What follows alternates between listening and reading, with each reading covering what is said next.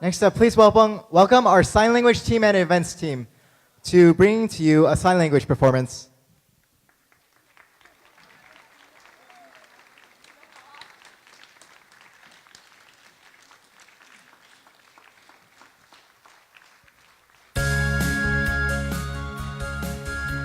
Everyone, please feel free to clap along and sign along.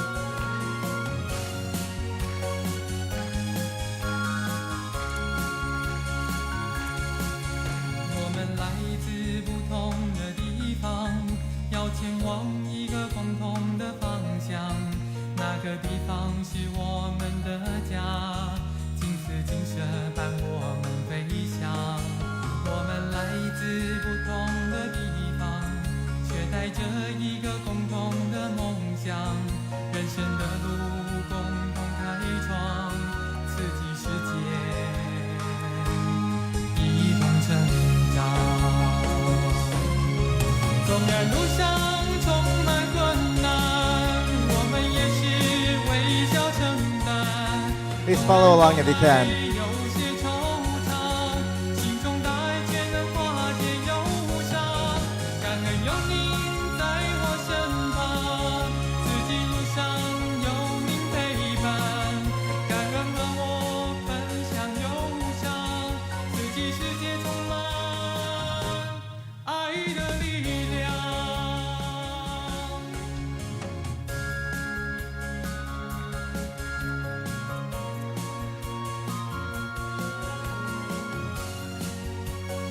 Everyone, please stand up. Let's follow along.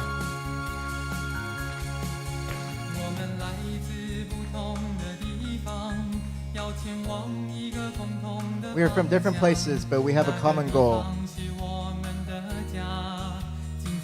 And that place is our home in Hualien. We are from all over the world, but we have a common dream.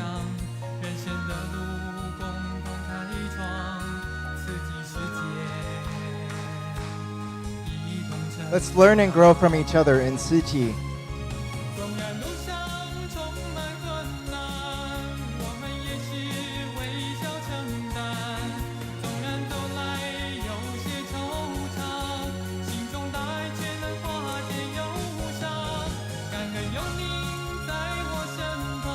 Thank you for being by my side.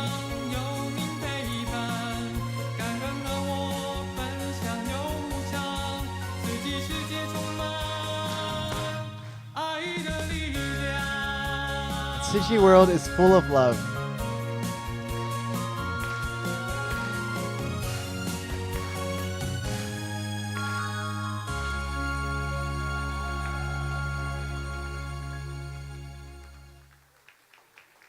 Big round of applause to our events team.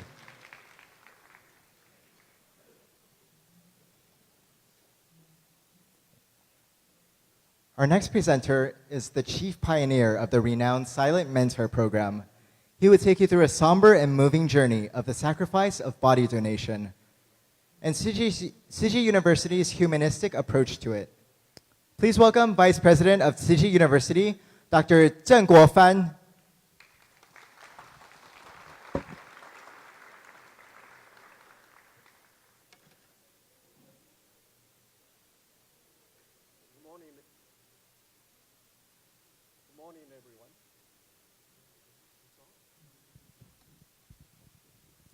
Good morning, everyone.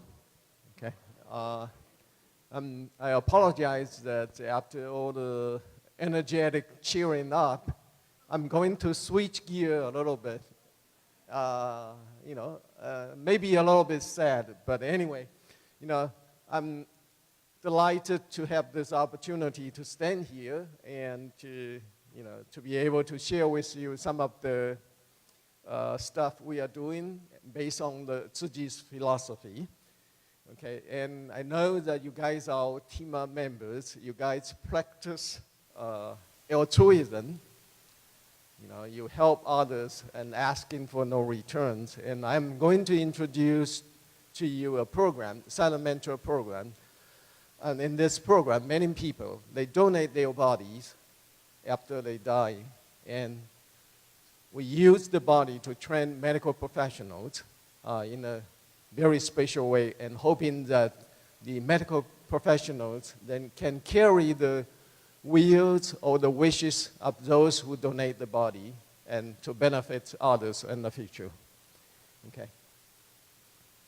And as you see that in the first slide, this is rather beautiful. This is a very typical scenery of eastern Taiwan in Hualien. Next, please. Okay. And before I started, I would like to go back a little bit to the history of anatomy. We dissected human bodies to learn the structural knowledge, which starts about 450 years ago. We started by, next, please. We started by dissected convicted criminals. So those are added upon punishments, okay? The people being dissected is not glorious, okay? And they have been punished for what they have done. And then later, because of the needs, we resolved to grave robbing. So we steal the body out of the grave and send it to medical schools for dissection. And then later, we use unclaimed bodies. That is, people die, for instance, on the trees, on the street, or nobody claimed the body, and we use the body without their consent for medical education. In this case, we don't know who the person was, okay? It's emotionally detached. And nowadays, for instance, in the Western societies, we use the wheel body. That is, people wheel their bodies for medical education. But still, medical school withhold information. That is, students basically look at the body lying on the table as specimen, okay? They try to be emotionally detached. Next, please. Somehow it doesn't work from here. So how do we treat the body? We treat the body lying on the table as specimen or as a person, okay? Do we explore just the extrinsic value, please back, extrinsic value or intrinsic, instrumental values of the body? We look at only the structures that we are learning, or we also look into the internal value or the intrinsic value. For instance, when you go to a museum, if you look at a piece of artwork, it's 1 kilo of gold, that worth certain amount of money. If you look into the history of that piece of artwork, it will be worth several millions. Okay, so if we look into the intrinsic value, we'll gain more. And it is believed that how we treat the dead affects how we treat the living. So this is basically a philosophy of how we treat the body.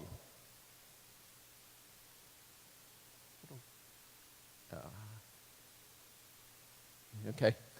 And in medical school, facing the body, we believe this is also a life and death education. Okay. And fourth,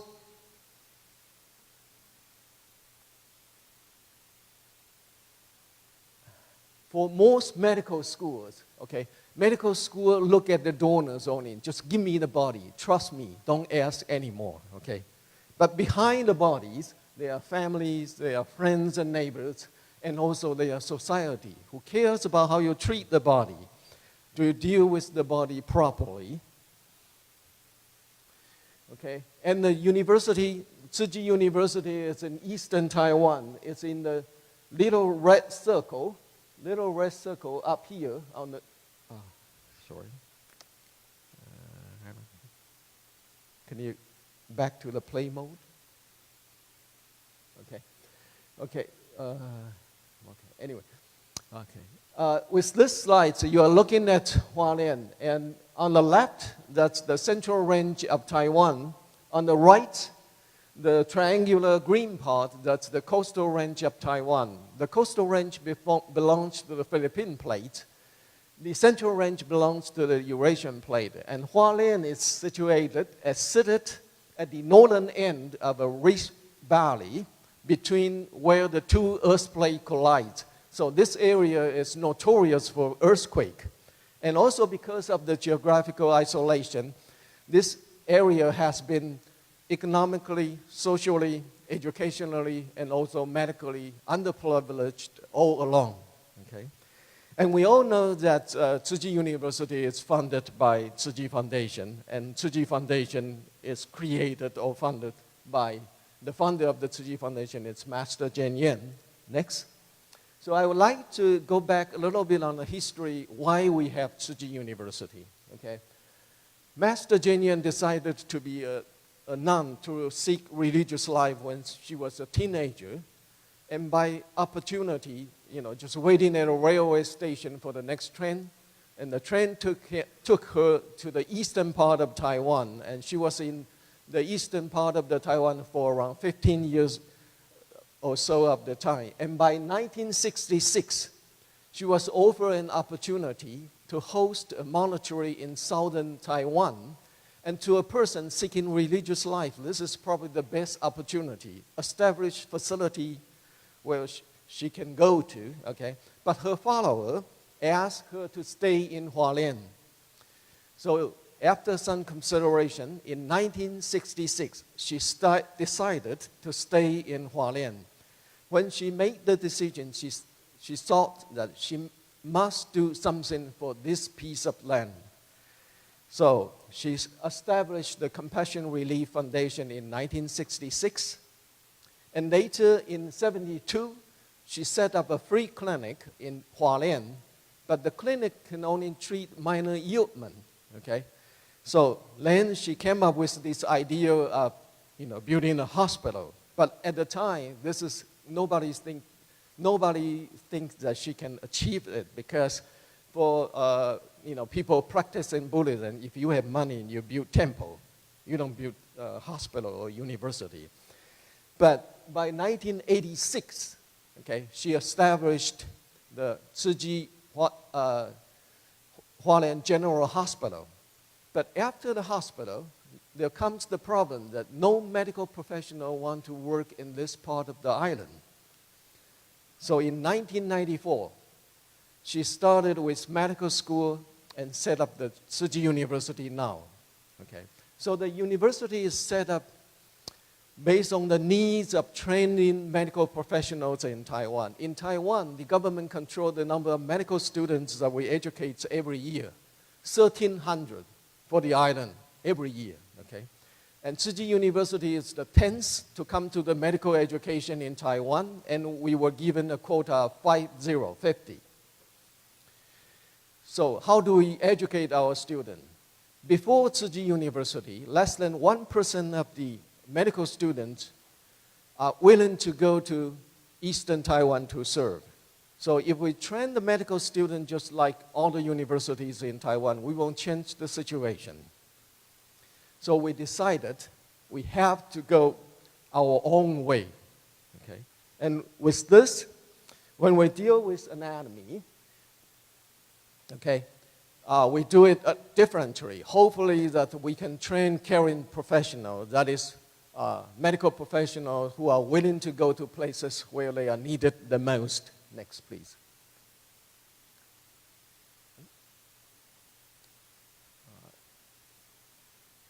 Okay. And when we built up this program, basically, Master Chen Yan told us that she's not an educationalist. Okay, she cannot tell us how to do it, but she expects us to be able to, the way we run the program, to be able to comfort the souls of the donor and ease the mind of the survivor. And in Mandarin, actually, only 8 characters. And these 8 characters are what we have been following all along for the last 30 years or so. Okay. I'm sorry, 25 years or so. Next, please. So, in our program, donors are silent mentors. Okay, they are silent teachers. They don't use their voice. They offer their body to teach. And by interaction, student looks at them as altruistic role models. And we arrange the students to interact with the families. And with this process, students understand more why they want to donate their bodies. And hopefully, students can carry their wills in their future professionals. And also, with the help of the Dharma Master from the Jinsiya board, we set up some short ceremonies at the beginning or also at the end of the program, and we invite families to university, and students and family together walk with the families to go through the final stretch of the life of their loved ones. Next. So this is how we do it. Okay. So who donate the bodies? Okay. For instance, in this case, the lady, Dr. Lin Hui Ru, is from Tima, USA, in New York. Okay. She's a dentist.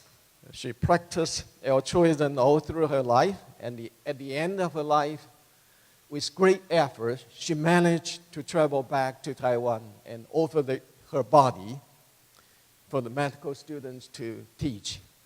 So when the students interact with the families, the students learn about the altruistic life of the person, when the person was alive, okay? And also, at the end of his or her life, donate the bodies for them to gain knowledge and also to gain something mentally.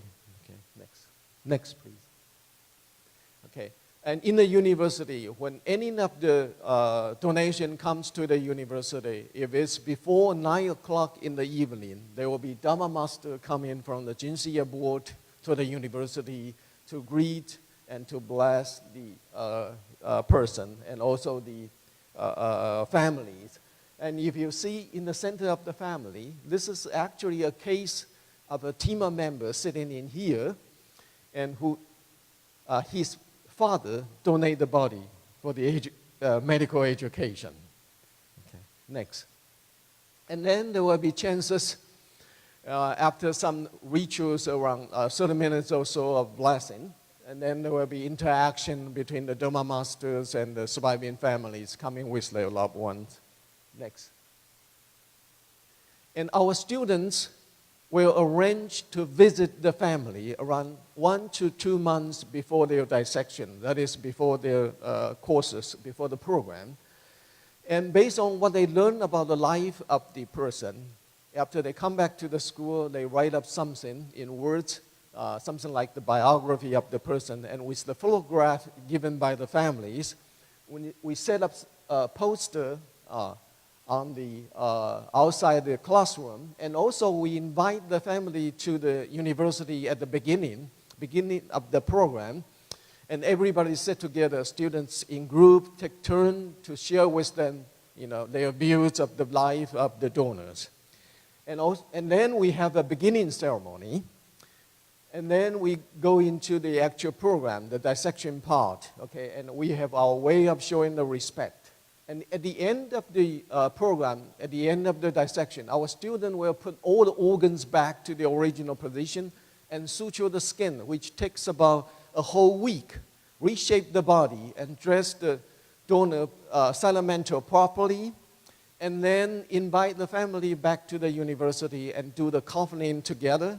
And the next morning, together, send the salamental for cremation. We call send-off ceremony. And while waiting for the cremants to return to the university, we hold a gratitude ceremony in which we go through the life of the donors again.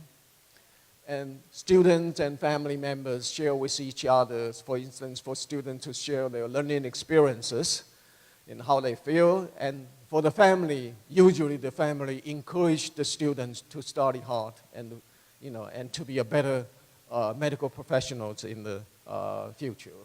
And after the cremants return to the universities, families and students together put some cremants in the crystal urn provided by the university and place in the great given hall of the university. And this is the whole process of any of our programs.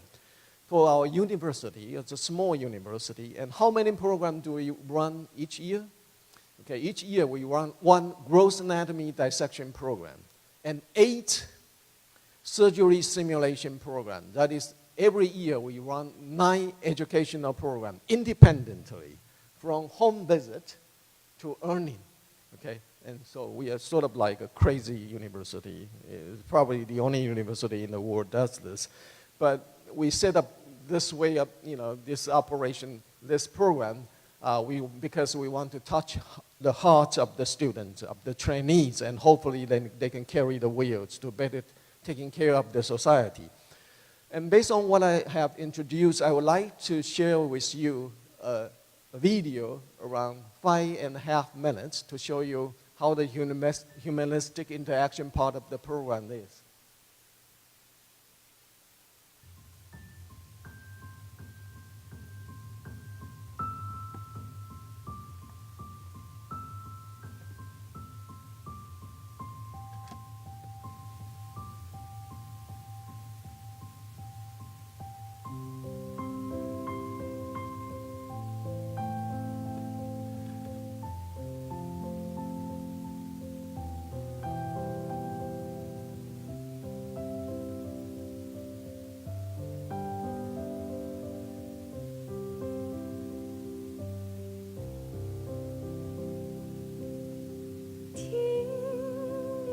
笑声如菩萨化身，无怨无悔付出，只为众生，无忧无求，拓宽价值人生。你瘦弱的举身，坚定的眼神，走遍天涯，留下爱的见证，欢喜感恩，写下亮丽的人生。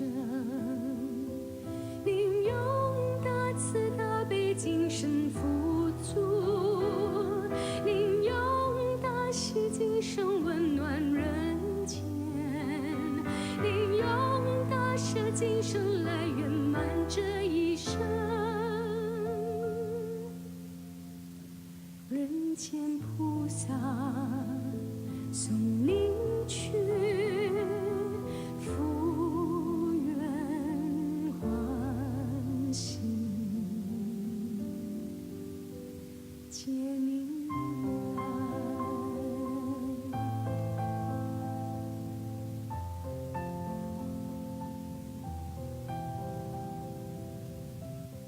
因为我们明天要大体就是医师老师要火化，所以先帮老师准备一个比较干净舒适的环境，让他走完最后一程。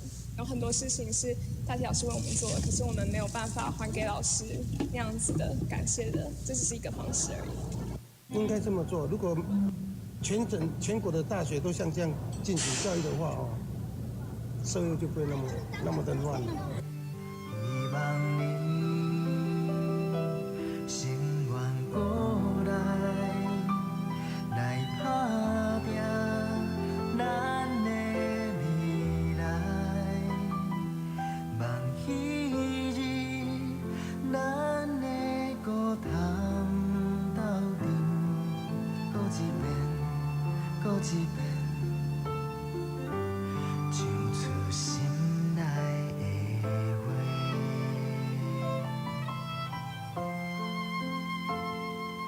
唱出心内的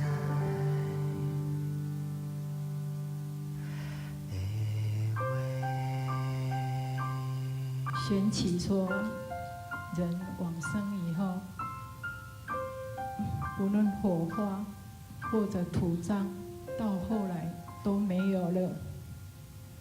我年纪还小，对社会还没有做出什么贡献。如果有一天我走了，我要将我的大体捐赠出来，让医学生做研究，看能不能对以后生这种病的人有所帮助。亲爱的孩子，从没离开，而活在心中。其实刚刚有一位14岁的大体老师，他的家属，他分享了他部分。因为我昨天刚好是过21岁生日，对，那我那时候听的时候，我就想，当7年前如果我是14岁的时候，我可能也是一个国2生，那我的生活比较单纯，就纯粹就是念书，然后顶多参加一些活动。可是，林老师他14岁往生，可是他却能够用很成熟的态度、很成熟的想法，他愿意追求他的大题。那我觉得这真的很伟大。那今天有这样子，有5位学生，还有师姑师婆陪同我送爸爸的话，我觉得他当初可能就设想到说，他不愿意让我一个人孤单去面对他的人生最后的毕业典礼，所以他今天才设下这样一个布局给我，让我觉得说我走得很安心，我走得并不孤独，我一直很感恩爸爸，还有这5位同学，还有师姑师婆一直陪在我的身边。那有时候也会打电话或是 call in 他们，问他们最近的状况好不好。那又问他相对的学生们会回馈给我说，迪姐最近天气冷咯，记得要多加一些暖衣在身上。人间菩萨从明觉，福缘欢喜，皆明来。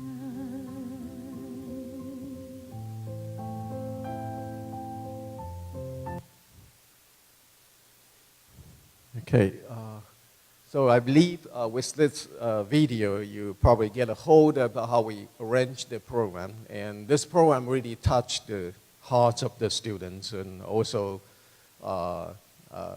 make the surviving families much more comfortable and psychologically, mentally, they accept better about, offering their loved one's body for others, to practice on and to learn. Okay, and as I said earlier, we use the donated body for gross anatomy teaching. And with gross anatomy, the body lying on the dissection tables for around 4 months of time. With that long of the time, we have to do embalming. That is, we have to fix the body, prevent it from deterioration. But after embalming, the body is too hard. Okay, the texture is completely different from when we are asleep. For instance, when you are in a hospital and needed a surgery after anesthesia. So we create another operation in which the donated body, we defreeze to -30. And then around 6 days before the program, we saw it to room temperature and we use the body for surgery practice, okay, surgery simulation, surgery training, and also for our interns to practice invasive surgical skills. Without this opportunity, they will be in the hospital waiting for their chances to practice on patients, okay, live person. So, and with this, we run the soft body training program, and with the soft body training program, we range different tiers of training, different layers of training. Okay, so they are more basic training for clerks and interns and postgraduate medical students, and actually they are already doctors, and also for junior and senior residents and for attending surgeons. So this provides clinicians a chance to come back to find their answers for their clinical problem. In the clinic, during the surgery, if they have some problem, they try to solve the problem right away. They don't have time to explore the actual problem, okay? They try to prevent the consequences, and that's it. But this is the chance for them to be able to really dig out what the problem was. And also, this kind of practice serves as evaluation tools for surgeons to be sophisticated at certain surgical skills, okay, for qualification, etc. With this, we built a surgery simulation OR operation room with 8 dissection tables, and exactly the way it is in the hospital. The only difference is that we have 8 tables in one room instead of 1 table in one room, okay? And also, we don't build positive pressure here. Usually in the OR, you have positive pressure. And we have all the accessories, for supporting this simulation ORs, okay? And This is just a typical picture to show you that this is for our clerkship training program. And the way the student dress and the way they practice, I believe it's more or less like in the hospital. And what I would like to mention to you is that by the side of each surgery simulation table, there's a 42-inch monitor, okay? And the monitor is there solely for the purpose of displaying the biography of the donor and also the photographs provided by the family. We put it into PowerPoint and then it's run in a tier, during the 4 days of training. So anyone at any time coming to this particular table know who is sacrificing for their learnings. Okay. And for the advanced training, we now run different principles of training. For instance, in this case, this is urology. Okay. And in this case, this is laparoscopy. And this is spine surgery, that is vertebral column, spine surgery with C-arms, and joint reconstruction, okay? And also image guided pen management, okay? And nowadays, many people, because with the advancement of medicine, we now live much longer. And many of us, at the end of our lives, suffer from cancer. Inextractable pains, okay? And this is the way to help people from the suffering, okay? And we also, for instance, the heart valve surgery in this case, and the electronic ear or cochlear implantation.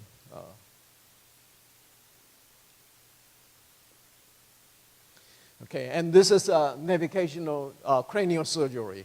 We can also do this. And in this case, all the body are required to reach the university within 8 hours of death. The other criteria, which is more cruel, is that the university has to be able to get the blood sample 2 weeks before the person dies. Around 2 weeks, we send to the lab to screen for infectious diseases. And imagine that the person is already at the end of, near the end of their life, usually suffering from diseases. And we take the blood for examination to protect the people who are going to learn from them later, but not to ease their pain or cure their diseases. But still, many are willing to offer their bodies for their education. And nowadays, in our practice, around 81% of the people who donate to this program, they are Tzu Chi volunteers. Okay. Dharma master from the Tzu Chi, when they die, they donate their body. Their parents die, donate their body. Tzu Chi volunteers and their family, when they die, they donate their body. Tzu Chi is a very different group of people. Usually in the world, for the people who are campaigning for real body, they don't donate themselves, okay, because they know exactly how the body will be treated later, okay. But Tzu Chi is different, People in Tzu Chi donate their body. Tzu Chi people do what they say. It's a very different group of people. Okay. And this is just to show you that even in the simulation OR, at the beginning of the ending session, okay, the doctors will stand by the surgery table and then, pray and say a few words and state a moment of silence for the donor and thank the donor. And the doctors are also willing to interact with the surviving family, for instance, during the lunch and also during the ceremonies. And even though the surgeons are very busy, they are also willing to take on the podium and to sing a song to share with the surviving families, to show their appreciation. Okay. And besides this, I would like to tell you a little bit the more unique part we have. For instance, okay, in our inbound body storage room, we have a wooden window, and on the window, you see this panel, sort of like a poster. In each slot, okay, each position, there's the name and also the date. Date is usually the date reach the university. It's the day the person died, or if the person died at midnight the next day, okay? And you see the family usually come here and pray small sins there, to remember their loved one. And this wooden window is not locked. So anyone come here are welcome to push it open. It will be like this. And then at each corresponding position, you see something like a body lying there and covering with blessing sheets, okay? To the third party, if you are scientific, if I ask you, do you actually see a body? You'll probably say no, okay? But to the family, when they see the name and they see something like a body covered in there, all the image of living together coming back to their memory. So to the family, this is everything. But to the third party, this is nothing. As far as I know, this is the only facility in the world, the embalmed body storage room that has a see-through window. Okay, so this is the mentality of medical education, the way I see it. And also, another thing I was to tell you about is that the Teacher's Day, which is September 28th in Taiwan, okay? And this day, okay, at the end of the dissection, students, after cleaning up the tables and everything, they retreat to the corridor, regroup themselves, and then walk into the dissection room properly and present to their silent mentors, the snakes and tea, and to say thanks to their silent mentor. If you look at what they prepare, okay, and since we are a small university, we have 50 medical students each year. We use 12 bodies each year for gross anatomy. You see the student prepare things very different, okay? And they don't just go to a supermarket and buy 12 sets of exactly the same. They phone the surviving families and ask what do their silent mentor like when he or she was alive, okay? And prepare it accordingly, okay? And you can see this interaction between the life world and the death world without words, okay? And this is Teacher's Day. And to us, the person doing all the speaking, the actual teacher, it's sarcastic because we never get anything like this from the students. Okay? And the students, offer this to the silent mentors every year. And students do this voluntarily. We didn't ask the student to do this, but students do this voluntarily. Okay? And if you look at the gratitude ceremony, this is just an image of the gratitude ceremony. If we turn around and look at the front row, there are 12 seats, okay? And then with flowers on each seat, and so these seats are reserved for the silent mentors because the gratitude ceremony is here because of the silent mentors offering. Okay, and beyond this, our students also organize an annual memorial concert.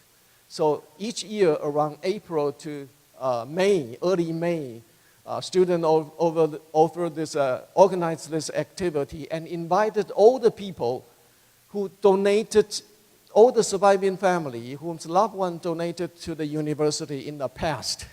Okay, so it's many, many people, okay? So donation over 20 years or so. And last year, we have around 600 people, surviving families, coming back to the university. And the trouble, what we are worrying is about next year or a couple of years later, where can we find such a big place to accommodate all the surviving families? Okay, and this really means something to the surviving families because that means that the students and the university never forget them, okay? It doesn't matter whether their courses or their program has ended, okay? And the students do this voluntarily every year.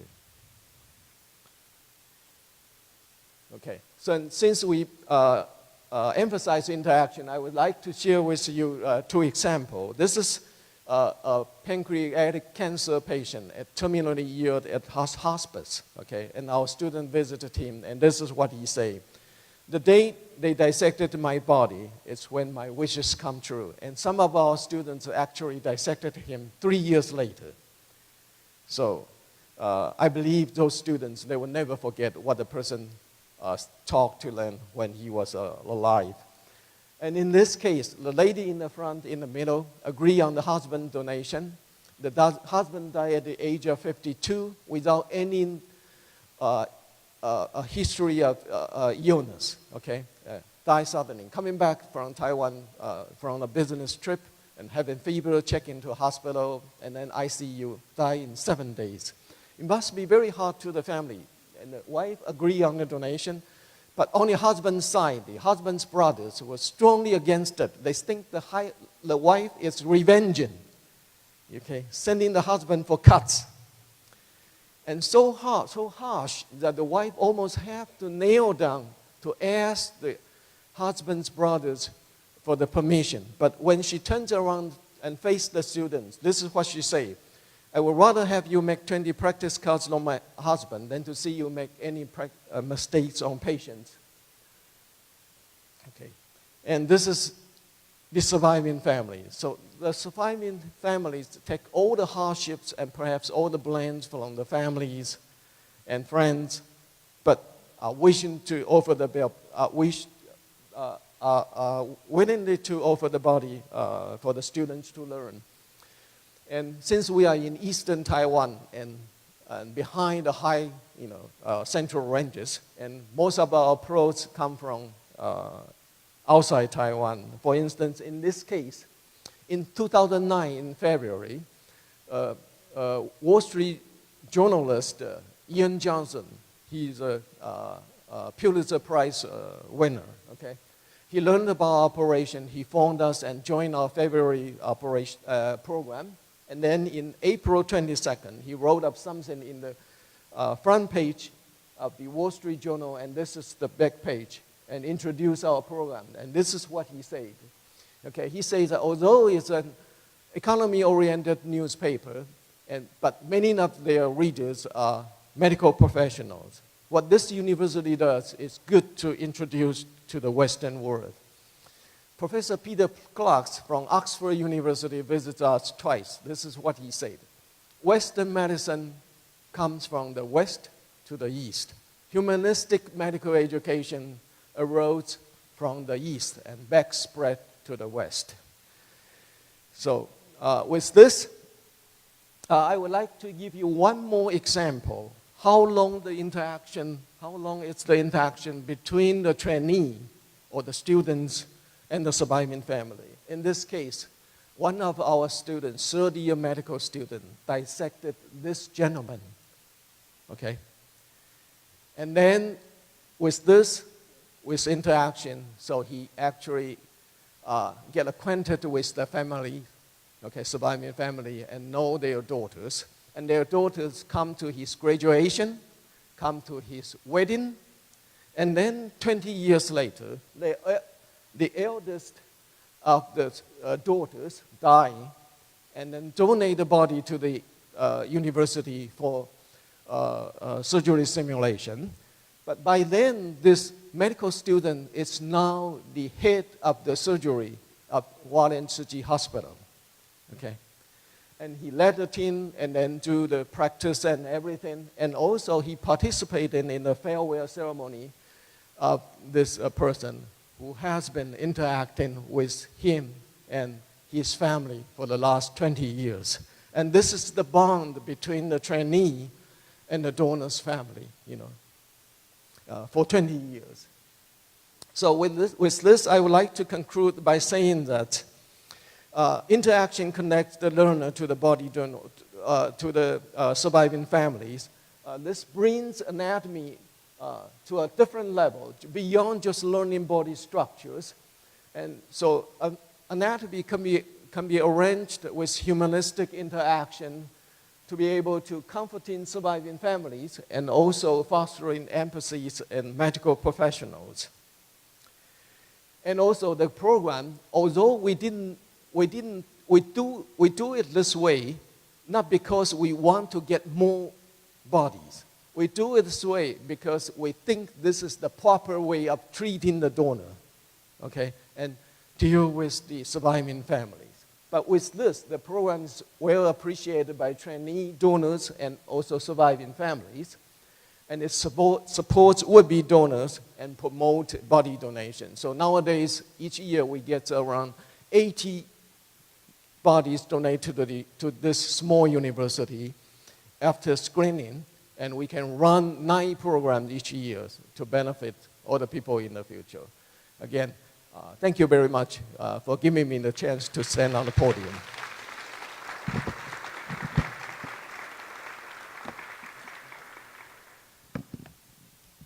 Thank you, Dr.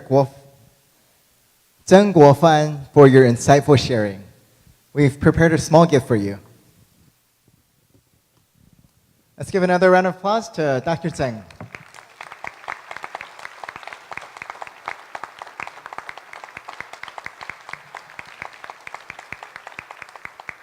Tzu Chi University is indeed very different. Oftentimes when students graduate from Tzu Chi Medical School and go on to serve other hospitals in Taiwan, the staff are able to tell, and they'll ask them, "You're a graduate of Tzu Chi Medical University, right?" Life is impermanent. Though we cannot decide the length of our life, we can just create meaning and value out of our life. Not only can we donate our body to science, but we can donate organs as well. Here to speak to you more on this subject is Dr. Thomas Moen from One Legacy.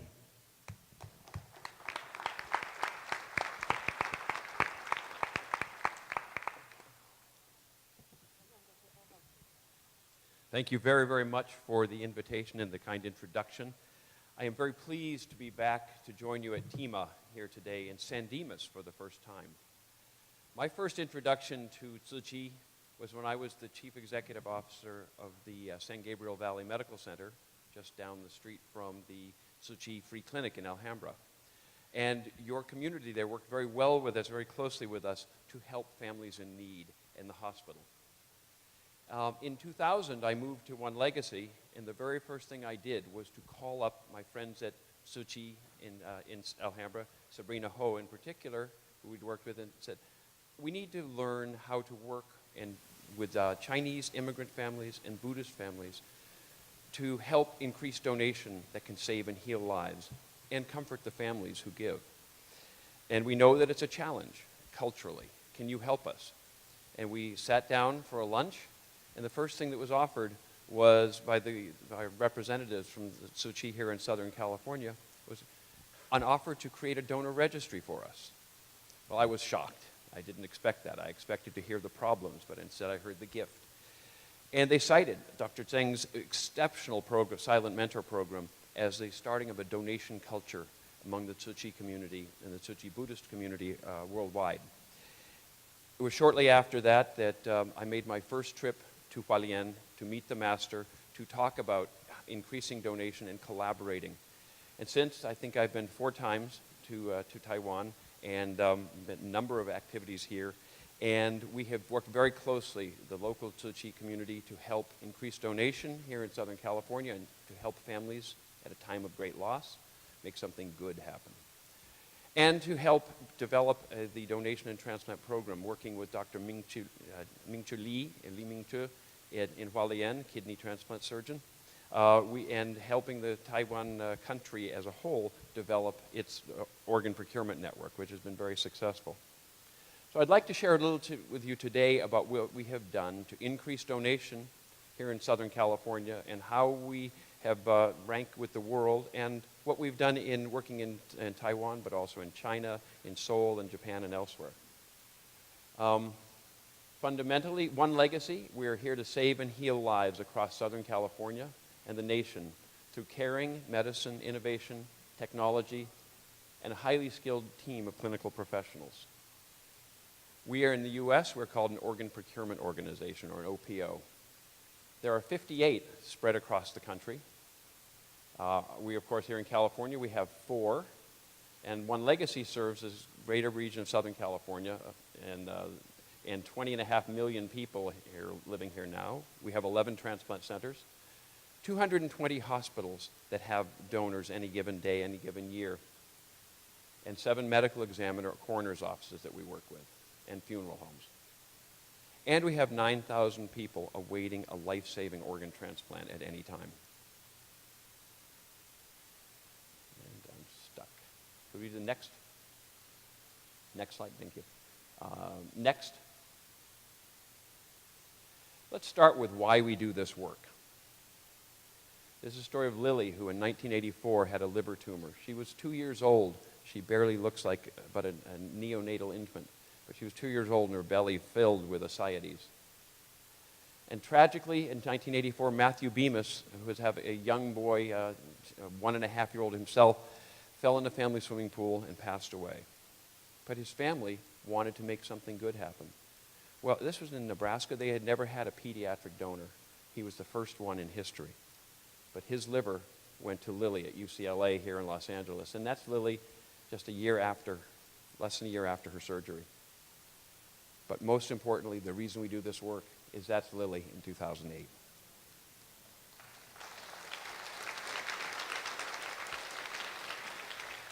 Helping save a life and give a life to someone who would never have one, and helping fulfill a life of someone who was cut short by sharing that gift of life with others.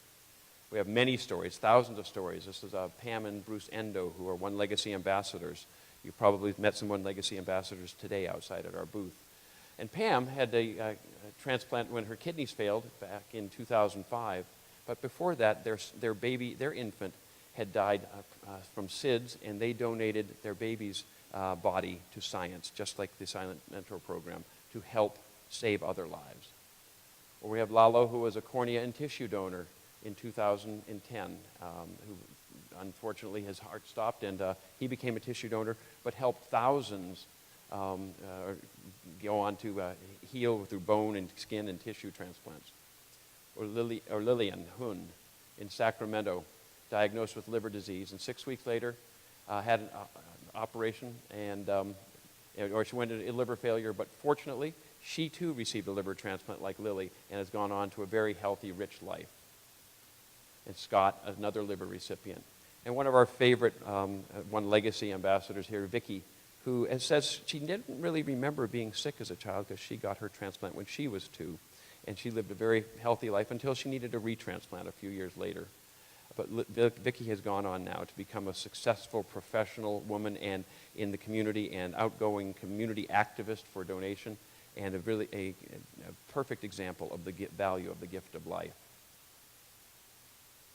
And Kim, I'm going to move on to a couple others. All these wonderful stories, however, the need continues. Across the U.S. now, we have almost 114,000 people who need an organ transplant to survive.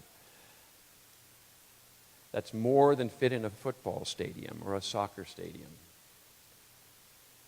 But what we do know is that a single donor can save up to 8 lives, whether heart, 2 lungs, liver, pancreas, kidneys, or intestines, and another 50. And now people are saying 75 to 100 people can benefit by a tissue donor transplant because of the use of bone and skin and corneas and vessels, and now beginning to be recovering stem cells and other opportunities to save and heal lives of those needing bone and skin and heart valve transplants. So a donor can affect hundreds of people. But the opportunity to donate is extremely rare. Only 1 in 200 of us could be an organ donor. And only 2 in 200 of us could be a tissue donor at the time we pass away because of the medical circumstances of death. Of course, to be an organ donor, you have to be brain dead and on a ventilator and having your organs perfused for the organs to stay viable. They would not survive 25 or 30 minutes without perfusion. So the very few people die in that circumstance. So the opportunity to be a donor is very rare. We have to make use of everyone and give everyone that chance. To do that, we at One Legacy, I don't expect you to read that article, but it's an article I wrote back in 2000 called The Business of Organ Procurement.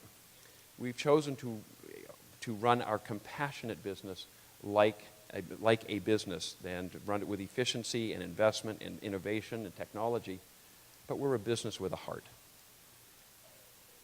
And our mission is to save and heal lives through organ, eye, and tissue donation and comfort the families we serve and inspire the communities to donate life. A very clear message every morning. as a business, as a life-saving business in healthcare, we are very, very heavily regulated.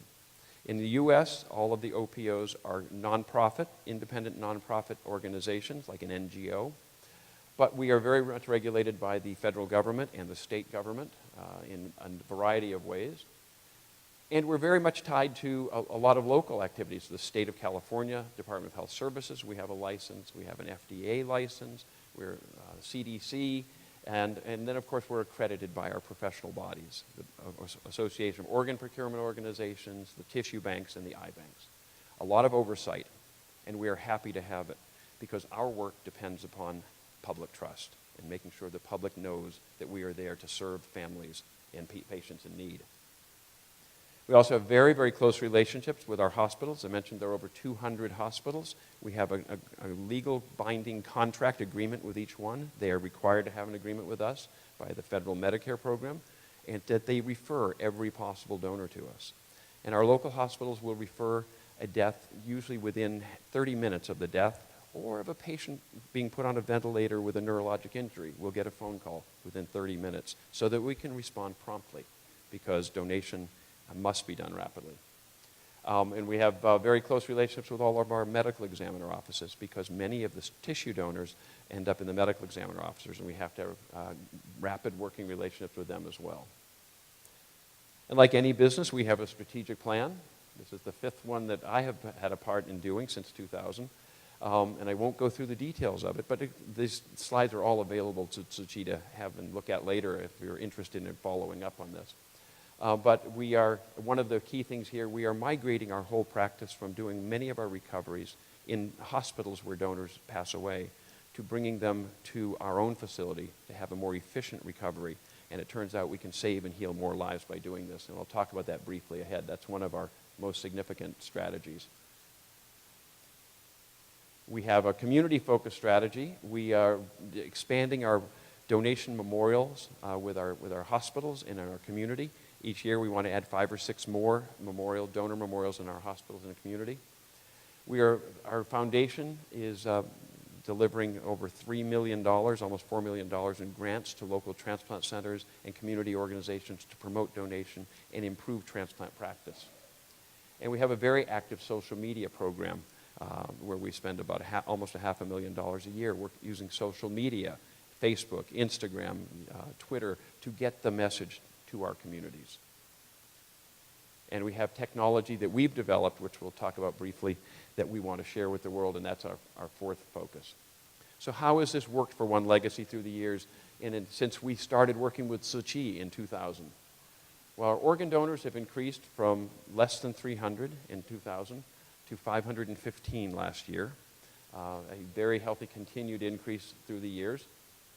You can see with small number of activities, that is, we get ups and downs, but the trend is in a very positive direction. And we'll see where this ranks nationally, internationally in a couple of moments. That has enabled us to do last year 1,515 organ transplants. And our tissue donors have increased to over 2,500 now. This year we were on the track for almost 3,000 tissue donors, bone donors, cornea donors, so forth. And the tissue grafts, as many as 200,000 tissue grafts, tissue transplants possible every single year for people around the country, around the region, around the country, and around the world. Much of our tissue, many of our corneas, in fact, go to hospitals in Taiwan, in China, in Korea, Australia, areas where they have developing donation programs that we're able to supplement those with our surplus tissues. And the cornea grafts transplanted by our local eye bank, we have our own eye bank and eye processor, almost 1,300 last year, helping end corneal blindness. Our work begins in hospitals where the majority of, or certainly all organ donors begin, in the case of begin, and most tissue donors. So as mentioned, we have relationships with all of our hospitals in the region. We have a tremendous amount of ongoing education. We have 45 One Legacy staff who work with hospitals every single day to do new employee orientation, in-services to people on the unit, training residents. Residents get out of medical school, sometimes never having learned about organ donation in any level of detail, sometimes thinking it's their job to speak with families.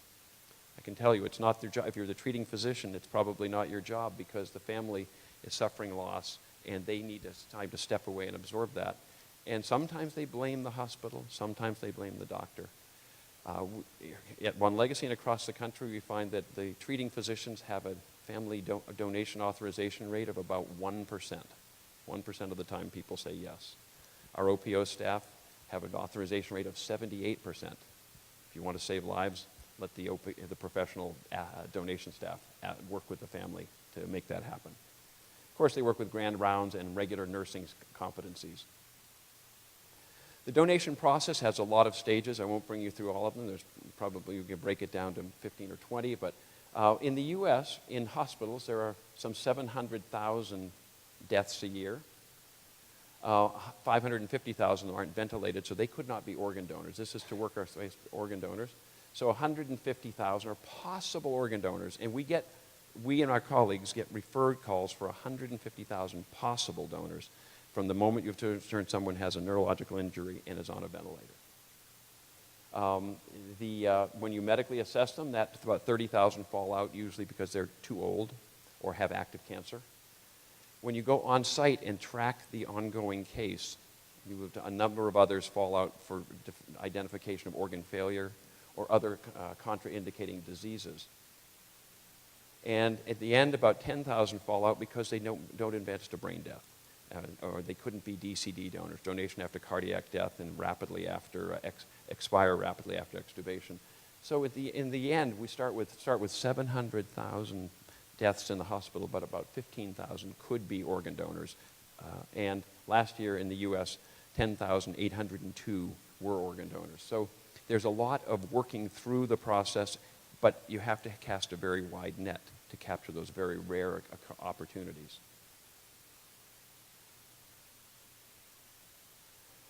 One of the ways we bring our hospitals together is we have an annual transplant symposium, much like this meeting here. This last year we had over 1,000, I think it was 1,200 people at our symposium. Doctors, nurses who are caring in the ICU for people, emergency room staff, administrators, to help them understand the latest practice in donation, but just as importantly, to hear from stories from people like Vicki that I'd introduced you to earlier, talking about the good of donation to her and how it helps save their lives, or the families of our donors, speaking of the gratitude they have for the opportunity to make some good come from their loved one's loss. And I'll just digress. The very first organ donor case I went on, now 20 years ago, I walked into the hospital, and the donor mother was walking toward me, and I was reaching out to offer my condolences. And before I had a chance, she wrapped her arms around me and said, I want to thank you. I want to thank you from my heart for helping my little boy do something good for the world. He was always a sweet boy. He was always generous. He got caught up with gangs and he was shot. But you enabled my boy to fulfill his life and by helping save others. And that changed my whole understanding that the donor families are at least and usually even more grateful than our recipients for the opportunity to donate and the opportunity of organ donation. And that they should all be celebrated and honored for that, just like the silent mentors. One of the things we do in our community, we make sure, this is a little hard to read, but I'll tell you, this is a graph. On the left-hand side shows you the ethnicity or race of the Southern California population that we serve, and largely Hispanic and white and Asian and African American. And on the right is the One Legacy staffing. And you notice those bars are almost the same height. We go out of our way to make sure that the people who make up our community represent the community that they serve. One, they're the people you can pick from, but they're also so we can speak the language and come from the cultures. And for many years, Sabrina Ho, who's here, worked back with Tzu Chi, who we borrowed Sabrina from Tzu Chi for about 10 years, and she was part of our team in helping work, representing the community and helping integrate with the community. And we're very proud of the fact that we mirror the communities we serve. We have events with hospitals where we raise the Donate Life flag, and many hospitals, every time they have a donor, raise the Donate Life flag in honor of that donor family member. And they have Tree of Life sculptures, memorial sculptures at Hoag Hospital in Newport Beach. And we have many of those. And we have a training symposium for hospital and organ procurement staff around the country, around the world. In fact, Dr. Ming-Chu Lee was a participant in this, I think, probably about 6 years ago now. So a very deep outreach to the world at large. Working with the public. Obviously, we start with the spiritual organizations that serve our public. As you see, obviously, the Master Cheng Yen in the middle there, where she says we can make meaning and value out of our life. Donating one's organ is one way to do this. Not too dissimilar from the statement from the Pope. Organ donation is a testimony of love for our neighbors. So a lot of support from the religious community. In the lower left are some of our ambassadors, the embajadores at the Mexican consulate in Los Angeles, where they set up twice a week to educate people about the value of donation. Up in the upper right-hand corner is Steve Jobs, after he had his liver transplant with former Governor Schwarzenegger. It's promoting the importance of donation, and Rod Carew, the baseball player, who got a heart transplant 2 years ago from an NFL football player, which was a pretty remarkable coincidence. One of the greatest tools we have in donation here in the U.S., and it's unique to the U.S., but it has potential value everywhere, is donor registries, where when you get your license at the Department of Motor Vehicles, you can check a box, and a little pink dot where like it says donor, there will appear on your license. And that also sends a record to our donor registry database. And if an individual passes away and can be a donor, this is their legal decision to be a donor. It's not just a good idea, it's their legally binding decision. In fact, I think it was in 2005 or 4 or 5, I was at this TEMA meeting in Hualien, and Dr. Lin, I was talking about this, and stood up and took out his California driver's license and showed us all his pink dot, and I want to thank him for that. It was a wonderful gesture and a reminder that we can all have the opportunity to register to be an organ, eye, and tissue donor. Today, the California Donor Registry has 14.5 million people registered as donors. It's about more than half of the adult population of the state, so we're making some good progress on that. And it tells their family members, this is what I want to do when I pass away. I want to leave a legacy of life, and I want to save lives. It makes it an easier decision for the support for their families to support this. And all families do. We also created, with the help of Steve Jobs, a living donor registry, because we'll never have enough kidneys from deceased donors. But that rarity of the opportunity to donate is so rare that we need living donors. And we have a very robust living donation program here in California and across the country. Living donor chains, where one person donates a kidney to someone they don't even know, and that person then donates to someone they don't know, but their loved one got a kidney from the previous person. And as many as 30 people have been transplanted from one single chain, and thousands of people over time. So living donation is a big part of this as well. I mentioned our ambassadors. We have ambassadors to cities and the consulates. We also have one legacy. We have a run walk. We had about 12 or 13,000 people come out to celebrate their loved ones who passed away, to honor their donors, and to celebrate donation. And this is something very consciously we've done, to say that donation is not about the death. It's not about the loss. It's about that decision you make afterwards to save and heal lives and make something good come from a life that's no longer here.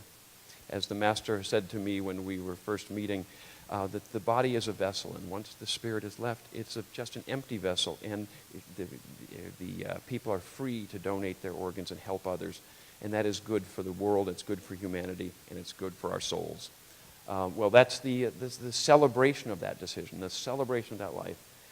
A run, walk, and a festival is nothing but a celebration. Sometimes there's a few tears of memory, but there are also tears of joy. And of course, and I hopefully will have a moment here at the very end to show a bit of a video. We have a float in the annual Rose Parade. The Tournament of Roses Parade has been in Pasadena on New Year's Day for 130 years. We've been in the parade for 16 years now with our Donate Life float with partners from around the country and around the world. We've had Tzu Chi family members and donors honored on the float 2 or 3 years ago. A deceased donor from a Tzu Chi family was part of our float. And we have Tzu Chi volunteers of some of our best, most caring volunteers who, every float is decorated solely by volunteers. And the Tzu Chi volunteers are the most precise in the placement of those seeds and those flowers and those beans that make the float as beautiful as it is, that we always win an award. And it's important to win an award, not because we want to feel good. When you win an award, you're insured to be on television. And when you're on television, 60 million people see your message. So this is a large part of the reason we do it, beyond celebrating the lives, is the messaging. And last year, there's our map of the coverage in the US, but the most important thing, over 1 billion media impressions of the Donate Life float. People, the opportunity to see that, over 1 billion impressions on television and radio and social media, sharing the celebration of life and the celebration of the gift of life and celebration of caring for our communities. We also have a memorial. This is a fallen soldier memorial in the United Network of Organ Sharing in Richmond, Virginia. And also in the soldier himself is now is in Richmond, and the plaque is in Landstuhl, Germany, where there are dozens and dozens of American soldiers were brought through there, and some passed away, but their organs that they donated went to save the lives of European citizens. A wonderful message of generosity beyond your borders, beyond your community, but to the world. And of course, as I mentioned, we work with media. This young woman is a One Legacy area donor mom. Just lives actually about 5 miles from where we are now. And her little boy died at the age of 3, and his heart was transplanted to a little girl in Nevada. And a year and a half after the transplant, she went to visit her and meet the child for the first time. And this was displayed on CNN, and in 72 hours, 60 million people saw this story because of the compassion and that it brought out in all of us. We work very closely with Hollywood. It's very easy for media to get the story wrong, to tell the story of the kidney that was kidnapped and stolen, which never really happens. The person who was killed for their organs, which never really happens. But those sound like dramatic stories. We share with Hollywood what stories are real and dramatic. And most recently, we shared a story of an honor walk when the donor is rolled down the hallway in a hospital to have their organs recovered, and their family, and then all the staff of the hospital stood up in honor so that a donor could go by. We told the story, well, it was in their next episode on TV, watched by 10 million people. So very successful messaging, made for a wonderfully emotional television show, and it made people comfortable with donation, that it is honorable, it is honored, it is celebrated. We also spend a lot of work in innovation, and we developed the world's first electronic organ donor record that allows electronic offering of organs over the internet. It took 10 years, but that's now a standard in the US, that all organs are treated that way.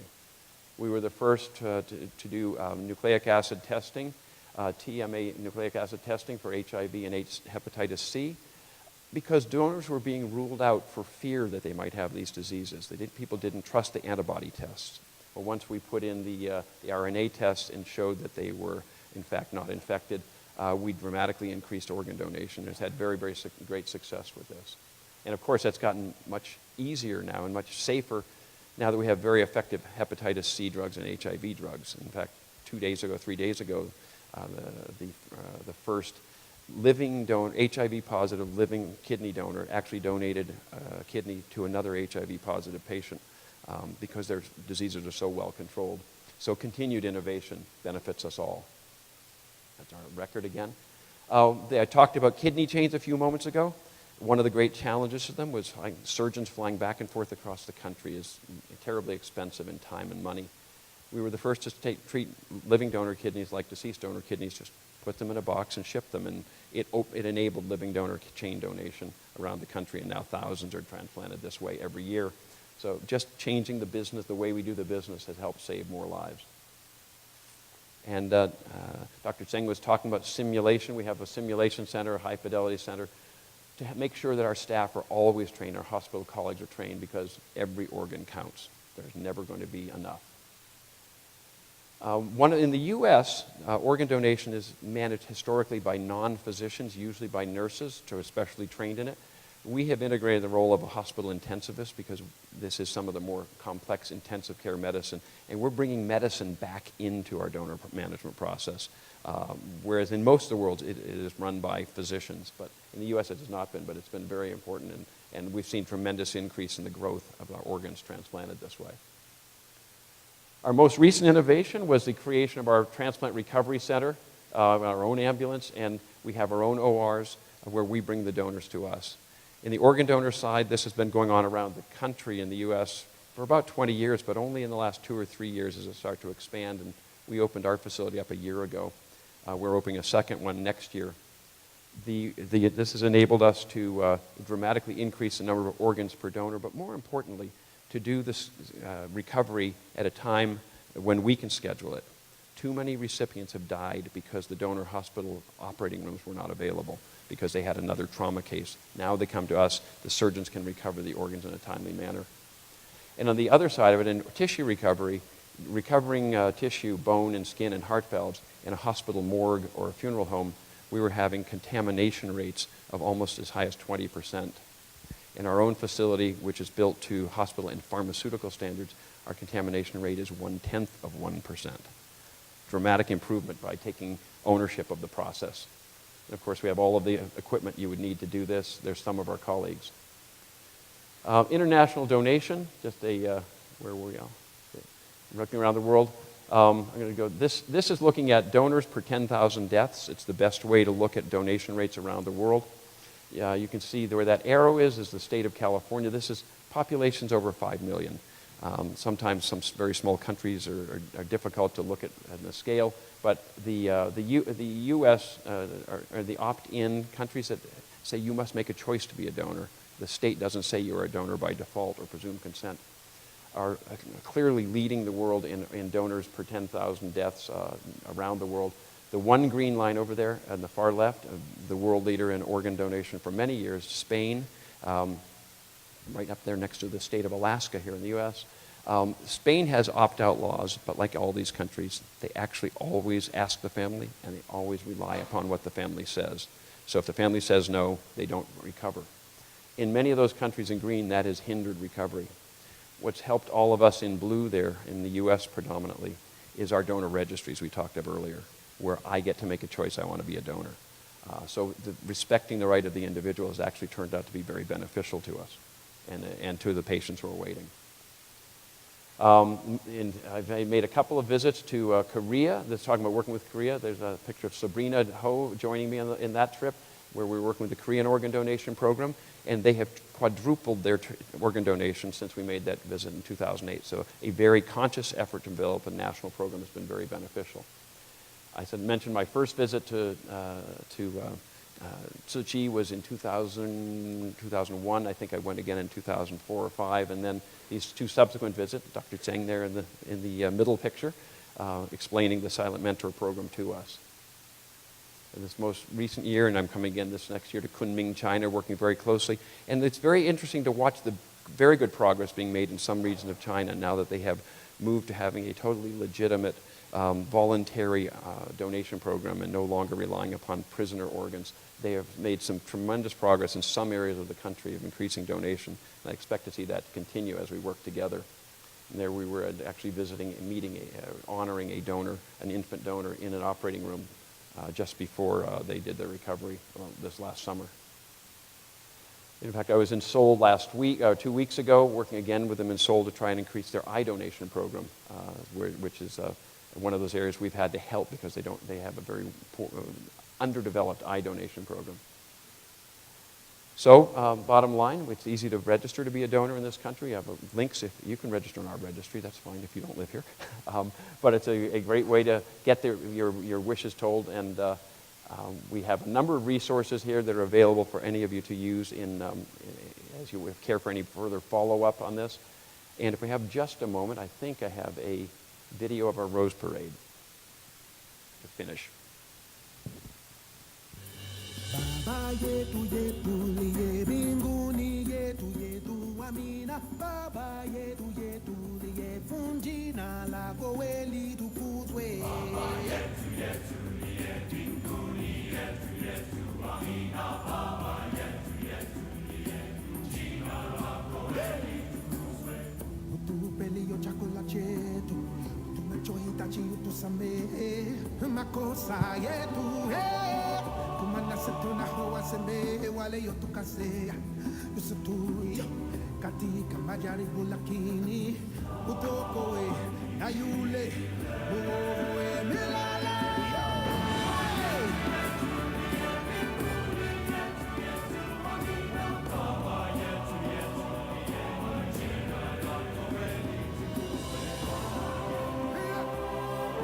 And this is the song you're hearing is the Lord's Prayer in Nigerian, and our float is the rhythm of the heart, and the drums symbolizing the communication and the rhythm of the heart and the communication between each other and between donors and recipients and across communities around the world.